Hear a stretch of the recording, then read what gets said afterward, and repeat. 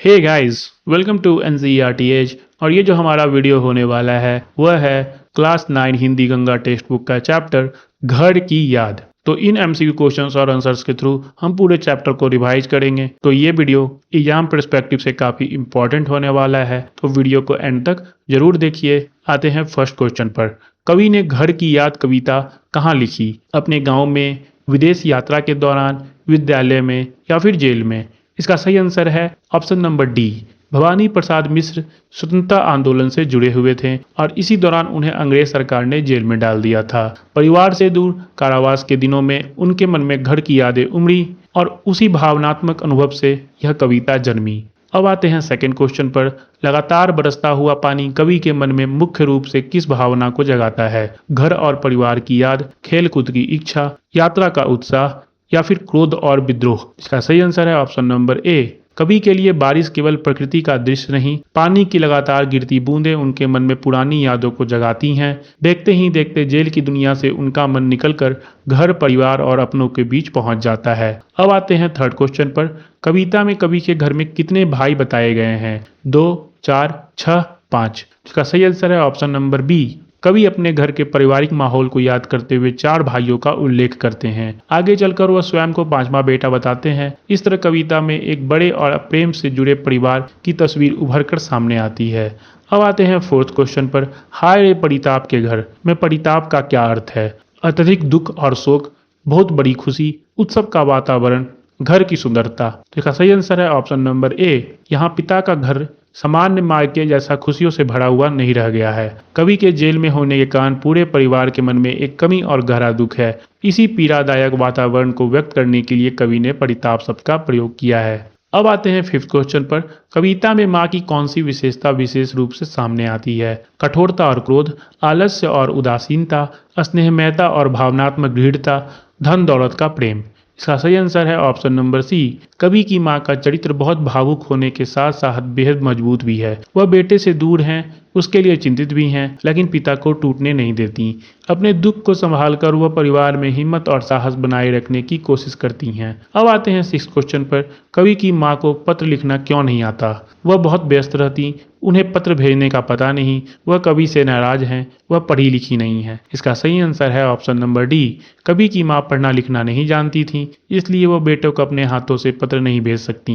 लेकिन कविता यह खूबसूरत बात दिखाती है कि सच्चे माँ के प्यार को शब्दों और चिट्ठियों की जरूरत नहीं होती, उसका स्नेह दूरी के पार भी महसूस किया जा सकता है। अब आते हैं 8th क्वेश्चन पर। कविता के अनुसार कवि के पिता का व्यक्तित्व कैसा था? कमजोर और डरपोक, साहसी, कर्मठ और संवेदनशील, केवल क्रोधित और कठोर, आलसी और शांत? इसका सही आंसर है ऑप्शन नंबर बी। कवि के पिता बाहर से बहुत मजबूत और निडर व्यक्ति हैं, उम्र बढ़ने के बाद भी उनमें जोश है और वे किसी कठिनाई से घबराते नहीं हैं। लेकिन अपने बेटे की कमी महसूस होती ही यही मजबूत पिता भीतर से बेहद भावुक हो जाते हैं। यही उनकी व्यक्तित्व की सबसे खास बात है। अब आते हैं नेक्स्ट क्वेश्चन पर। माँ पिता को यह कहकर क्यों समझाती हैं कि यह तुम्हारा लीक ही है? क्योंकि भवानी घर लौट आए हैं, क्योंकि भवानी ने पढ़ाई छोड़ दी है, क्योंकि भवानी पिता के आदर्शों और सही मार्ग पर चले हैं, क्योंकि भवानी को बारिश बेहद पसंद है? इसका सही आंसर है ऑप्शन नंबर सी। माँ पिता को याद दिलाती हैं कि भवानी ने कोई गलत रास्ता नहीं चुना, वह उन्हीं आदर्शों पर चल रहा है जो उसे अपने पिता से मिले हैं। इसलिए कठिन समय में पीछे हटने के बजाय उसने साहस का रास्ता चुना है और परिवार को उस पर गर्व करना चाहिए। अब आते हैं नेक्स्ट क्वेश्चन पर। कवि सावन के बादलों से क्या प्रार्थना करते हैं? वे घर जाकर उसके माता पिता को धैर्य दें, वे बारिश करना बंद कर दें, वे उसे जेल से बाहर निकाल दें, या फिर वे उसके परिवार को उससे दूर कर दें? इसका सही आंसर है ऑप्शन नंबर ए। कवि सावन के बादलों को एक संदेशवाहक की तरह देखते हैं। वह चाहते हैं कि ये बादल उसके घर तक जाएं और उसके माता पिता को हिम्मत दें। कवि की सबसे बड़ी चिंता अपनी परेशानी नहीं, बल्कि यह है कि उसके कारण घर वालों का दिल दुखी ना हो। कवि बादलों से अपनी असली स्थिति परिवार को न बताने के लिए क्यों कहता है? क्योंकि उसे घर की याद नहीं आती, क्योंकि वह परिवार को पहचानता नहीं है, क्योंकि वह अपने दुख से परिवार को परेशान नहीं करना चाहता, क्योंकि उसे जेल में कोई परेशानी नहीं है। इसका सही आंसर है ऑप्शन नंबर सी। जेल में कवि अंदर से अकेलापन और बेचैनी महसूस कर रहे हैं, लेकिन वह यह दर्द अपने परिवार तक पहुंचने नहीं देना चाहते। इसलिए वह बादलों से कहते हैं कि घर जाकर उसकी परेशानी की बातें मत करना। वह अपनों को दुखी करने के बजाय उन्हें निश्चिंत देखना चाहते हैं। अब है नेक्स्ट क्वेश्चन। घर की याद कविता का मुख्य भाव क्या है?